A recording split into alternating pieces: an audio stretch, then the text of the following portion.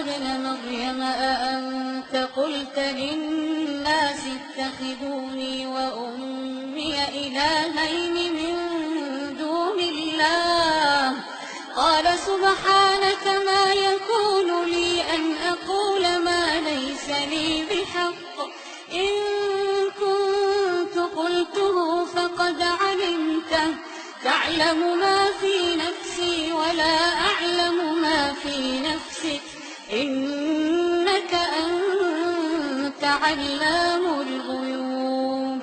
مَا قُلْتُ لَهُمْ إِلَّا مَا أَمَرْتَنِي بِهِ أَنِ اعْبُدُوا اللَّهَ رَبِّي وَرَبَّكُمْ ۚ وَكُنتُ عَلَيْهِمْ شَهِيدًا مَّا دُمْتُ فِيهِمْ ۖ فَلَمَّا تَوَفَّيْتَنِي كُنتَ أَنتَ الرَّقِيبَ عَلَيْهِمْ ۚ وَأَنتَ عَلَىٰ كُلِّ شَيْءٍ شَهِيدٌ.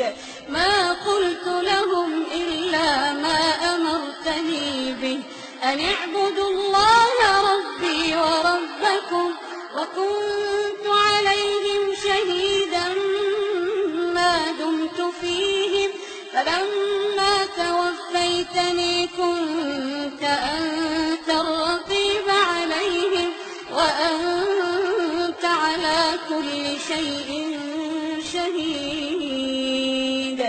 إِن تُعَذِّبْهُمْ فَإِنَّهُمْ عِبَادُكَ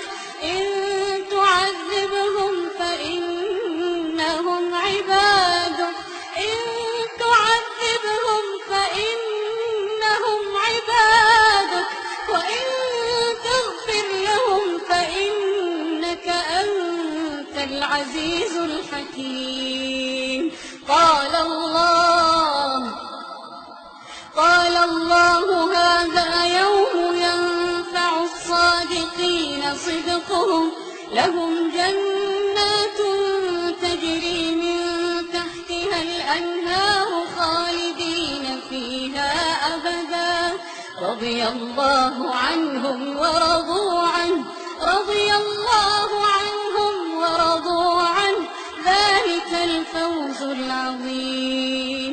لِلَّهِ مُلْكُ السَّمَاوَاتِ وَالْأَرْضِ وَمَا فِيهِنَّ ۚ وَهُوَ عَلَىٰ كُلِّ شَيْءٍ